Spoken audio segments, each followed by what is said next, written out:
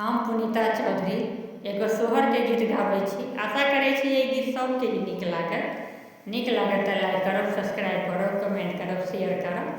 Facebook पर देखै छी तऽ फॉलो जरूर करब। जय मिथिला, जय मैथिली। प्रथम गणेश पद गाओल देवता मनाओल रे। ललन रे हमरो के होई है होरी लबत मोहर लुटाए बड़े। ललन रे हमरो के होई है होरी लबत मोहर लुटाए बड़े। दोसर मासा जब बीतल चित फरियाओल रे। ललन रे पान की बिरान सोहाए की मन ओ कियाओल रे।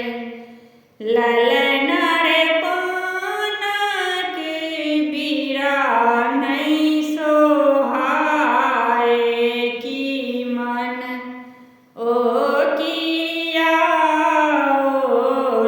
रे।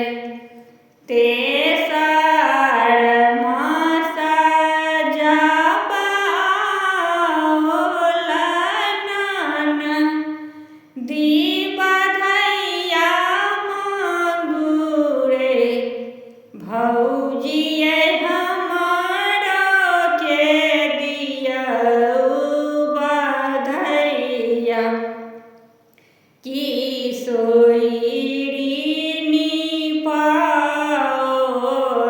रे। भौजिए हमरो के दियौ बधैया। की सोइरी नीपाओल रे। छठम मास जब आओल रोसतम मास रे।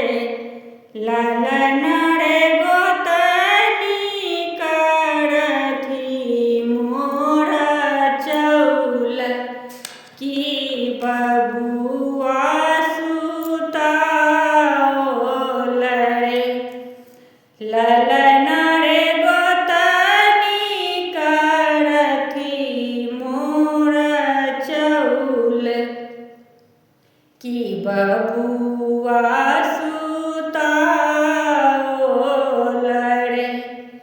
सातम मास जब गेल की आठम आओल रे। ललन रे अंगन अंग अंग गेल भरिया। आए की आठो अंग पीढ़ा भेल रे। ललन रे आठो अंग भेल पीढ़ाए। की आठो अंग पीढ़ा भेल रे। नवम मास जब बिआएल होरी ला